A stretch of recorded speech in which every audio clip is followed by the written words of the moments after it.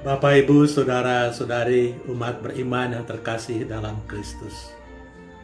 Salam jumpa kembali dalam Santapan Sabda Hari Raya Natal 25 Desember tahun 2020. Tema renungan, terang yang sesungguhnya sedang datang ke dalam dunia. Bapak, Ibu, Saudara-saudari yang terkasih, pernah diceritakan bahwa pada suatu hari seorang rabi bertanya kepada murid-muridnya pertanyaan berikut. Kapankah Anda tahu bahwa malam hampir lenyap dan terang mulai muncul?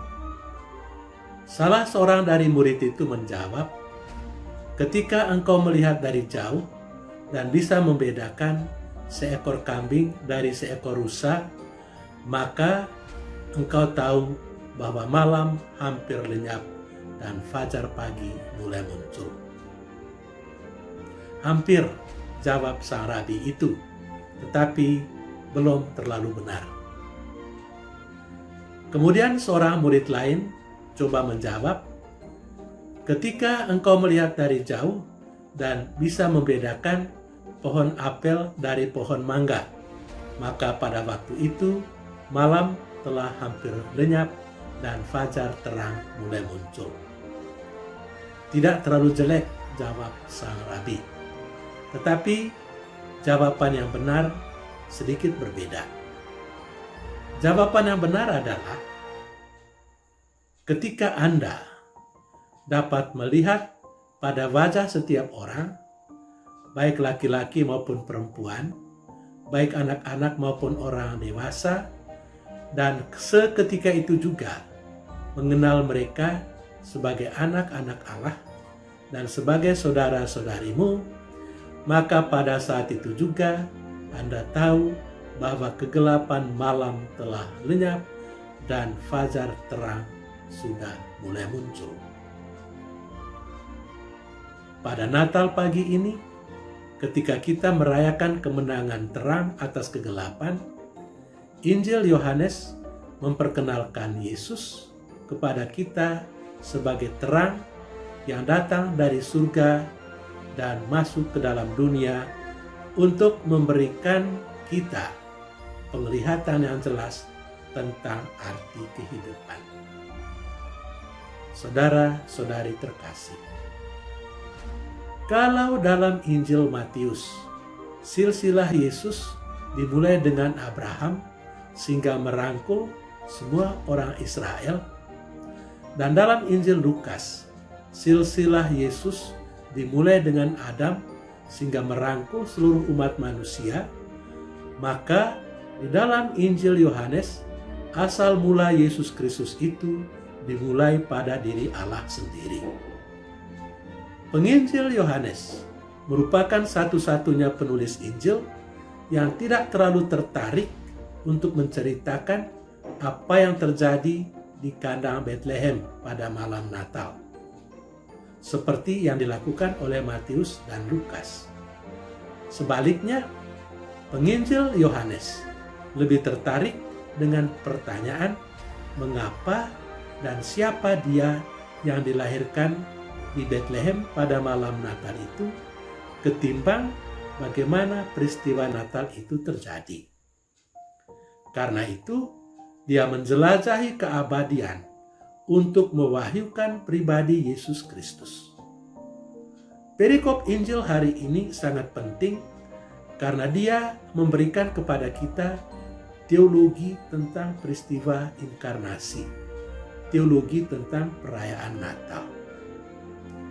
Dalam Injil hari ini, bayi Yesus yang dilahirkan di kandang Bethlehem dan diletakkan di dalam palungan diperkenalkan sebagai sabda Allah dan merupakan pengungkapan diri Allah yang sebenarnya. Pada mulanya adalah firman. Firman itu bersama-sama dengan Allah dan firman itu adalah Allah. Allah hadir di dalam ciptaan. Segala sesuatu dijadikan oleh Dia, dan tanpa Dia tidak ada satupun yang telah terjadi dari segala sesuatu yang dijadikan. Prolog Injil Yohanes sebagaimana kita dengar dalam Injil hari ini, dan prolog surat kepada umat di Ibrani sebagaimana kita dengar dalam bacaan kedua hari ini, merupakan afirmasi akan pribadi Yesus Kristus yang diungkapkan dalam istilah-istilah teologis dan metafor-metafor yang indah. Saudara-saudari terkasih, bacaan pertama hari ini memberikan kita jaminan bahwa sebagaimana Yahweh telah memulihkan nasib umat pilihan Allah setelah mengalami pembuangan di Babilonia, demikian juga Yesus Sang Penyelamat akan memulihkan nasib umat manusia dan membawa mereka kembali ke dalam kerajaan Allah. Dalam bacaan kedua, Santo Paulus melukiskan bagaimana Allah telah berulang kali dalam pelbagai cara berbicara kepada manusia melalui para nabi.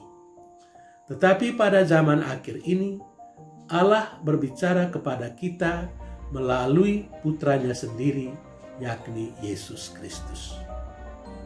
Dan akhirnya di dalam Injil, Yohanes memberikan kepada kita teologi yang mendalam tentang Yesus sebagai buah permenungan dan pewartaannya selama bertahun-tahun tentang misteri kasih Allah yang mengagumkan kepada umat manusia.